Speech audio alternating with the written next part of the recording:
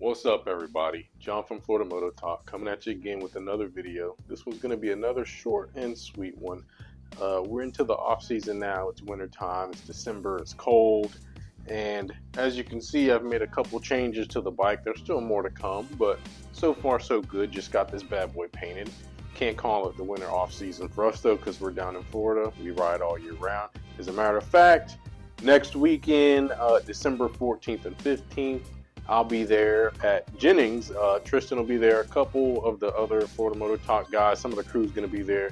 We're going to have a good time. I'll be there testing a Ninja 400, getting ready for the Separano endurance races that are coming up. We're going to do that for a second year in a row. So that's going to be fun.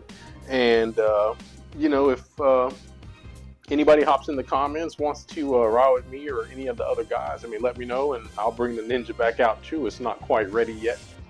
Where I want it to be, but I'll definitely bring it out. If some of you guys want to go and spend some laps too, in between the Ninja 400 laps that I'll be doing, trying to get that thing dialed in and get settled on that.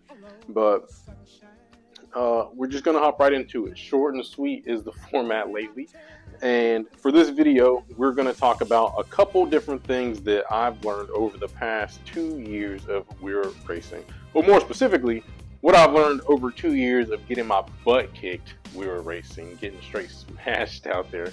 But what did I learn? Let's hop right into it. First thing I learned is that I'm slow, man.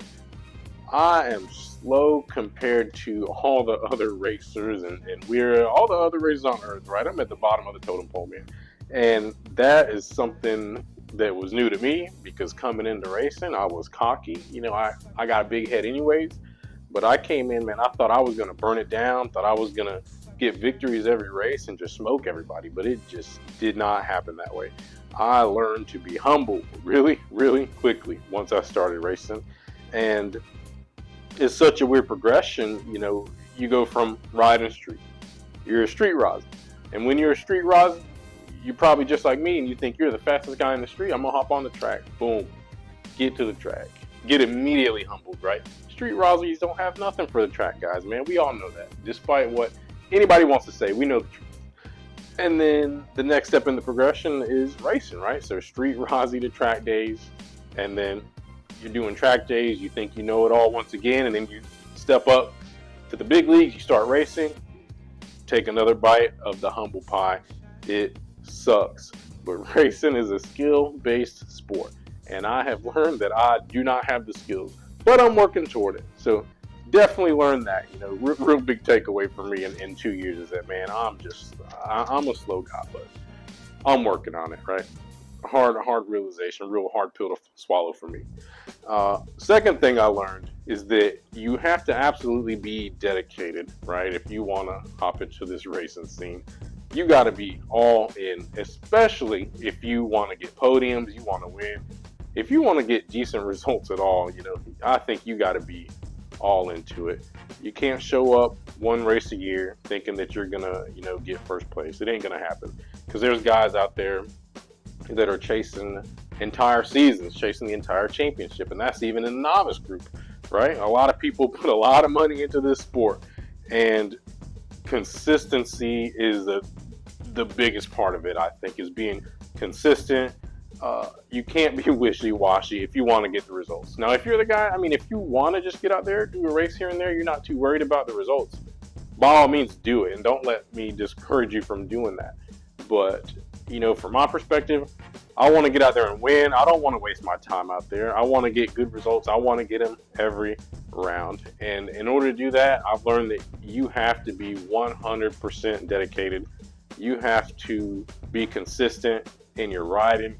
Just like the pros, Brandon Posh, for example, he talks all the time about how he rides 7 days of the week, right? Something on two wheels, but he's riding, he's training, and then he's also racing. He's doing supermoto races in the off season right now. But that consistency is what you need. You have to be dedicated to the sport, period. That's it. If you want to win, you want to reach the highest levels, you got to be consistent. And I learned that. Dedication is a big part of it. Let's see. What else did I learn? I learned what's possible on a motorcycle, right? It's kind of hard to understand what's possible from a mechanical perspective on a motorcycle. just watching racing on TV, watching it from the sidelines, you can watch the bikes fly by, but it's a completely different thing when you get on that grid with those fast guys, that want it, and you're behind them, you're racing with them, you're mixing it up with them. You see some crazy things. You see bikes sliding into the corners, people backing it in. You see people braking, just like you see on TV, man. Some of the expert guys are braking so hard, back tires skipping off the ground, and then they're backing it in sideways to a turn, leaning that joker over, elbow down, and then throttling out. But you get to watch these things from a front row seat, and it blows your mind. Because me, for example, I'm nowhere near that. But in order to see what's possible on the bike, it kind of helps me to apply those sorts of things to my own riding. It helps me conceptualize, right, the idea that even though I feel like I'm riding the balls out of this bike, right, I'm nowhere near the limit. Nowhere remotely near the limit of getting the maximum potential and the performance out of this machine. And once again, I feel like I'm white knuckling this thing, but not even close. Seeing it in person makes a difference. And a perfect example of this concept, by the way, what comes to my mind is Top Rack from World Superbike.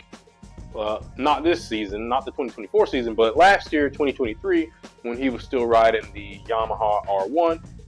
If you want to see what a masterclass on a motorcycle looks like, go watch the 2023 season with Top Rack on that R1. The things that he's doing on that bike are unreal. He's pushing the bike every race to the absolute limit. The bike is screaming for him to get off of it. And it's just something that's incredible to see. But seeing these things on track, it motivates me, right? I begin to understand what's possible, and it makes me push this bike just a little bit more, right? Because in my mind, I know I'm nowhere near what this bike can do. So let's give it a little bit more. Let's start to try to find those limits and start to improve my own skills. So I thought that just understanding that concept for me, it's just something that sort of opened my eyes to the real possibilities of what's possible from the bikes and what also I can achieve through racing. And also, side note too, getting lapped, by people is also something that just breaks my mind sometimes. In a race, I will feel like I cannot possibly push any further. And then in that same race, I'll get lapped by somebody that's on like similar machinery, right? Once again, just reinforcing the fact that I'm nowhere near the limits of this bike, especially if I'm getting lapped by dudes whose skills just far surpass mine. But back to the same point, right? It's motivating and it helps me focus on improving my own game, and it helps me build that confidence when I'm pushing the bike and I'm asking the bike to do more than what I'm used to. Getting lapped by guys, I'm seeing guys doing crazy things. I can do it too, man. If they can do it, I can do it, right? And I learned just to send it a little bit more. Another thing that I learned is how to start pushing, kind of going to my same point. Before I started doing WERA races, I was doing like 5Ks, I was doing triathlons, did quite a few of them. And in those races, and the same thing, it transfers over to the motorcycle racing too. When racing in a triathlon, your adrenaline levels are up. The possibility of winning and beating other people and getting that prize, it motivates you to push harder than you ever could in training, at least in my experience. When I was training for triathlons and running, and I still run, but when I was training to enter these races, even though I was running, swimming, every day cycling, I couldn't recreate the results in training that I did in the actual race. Because once again, that adrenaline, it pushes you, that you have that extra motivation. There's actually something on the line, something that you want. There's a desire, there's a goal that's right in front of you. You push yourself to reach that goal. And the same thing happens when you're on the motorcycle in a WERA race, in any race, really.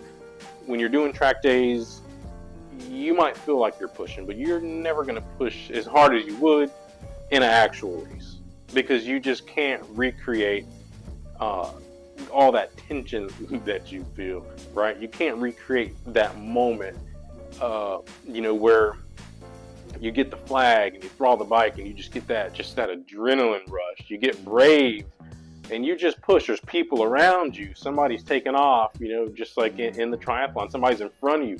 You want to push. You want to beat them. You want to stay with them. And I feel like that's just something that you cannot recreate when you're doing training.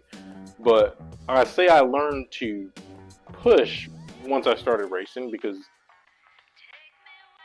for the same reasons, I can't push myself that far when I'm training. I have to be in a race to truly get outside of my comfort zone and to truly see the results of my training, right? The race is where it all comes together. So, racing, it allows you to test these abilities, these skills that you've been practicing during the track days. And just that desire to win, that desire to beat the people around you, that desire to see how far you've progressed in your training. All these things just motivate me on track to push farther than I ever could at a track day. So another thing I learned is I learned to push, man. I mean, you push because you have no choice. If you want to win, you got to push. You got to get outside of your comfort zone, and it's just really hard to do that in a training setting. And then last thing I learned, I told y'all, short and sweet video here. Last thing I learned is that, man, I love racing, right? I love racing. Ever since my first motorcycle race, man, I just fell in love. Just like I was saying, just the feelings that you feel being on the grid. I'm a big racing fan anyways. Anybody that's watched any of our other videos will know that for sure. I mean, we're all big racing fans anyways. But to get on track, to do the things that all my idols, my heroes are doing, right? I feel like a hero myself. Get out there on track, get on the starting grid. A WERA race is, man, it's got to be one of the closest things you can do to get to entering an actual AMA race for a fraction of the price, too, might I add. WERA is a good org, check them out. But man, it just reinvigorated my interest, my love in motorcycles, just my love of competing, that passion within me. It was all reignited, right, since I started racing again. And it was a really awesome thing. And the progression is, once again, it's the same. The progression is kind of the same, where, once again, street Rossi, and then you make that transition to track days. And then once you get to track days, it's like, man, I used to love riding on street. I never thought I'd give up street riding. But these track days are just something different, right? It's just a different rush. And then slowly you find yourself not even wanting to ride the street anymore, because it doesn't give you the same feelings, that same rush. And then following the progression, it's the same thing once you start racing.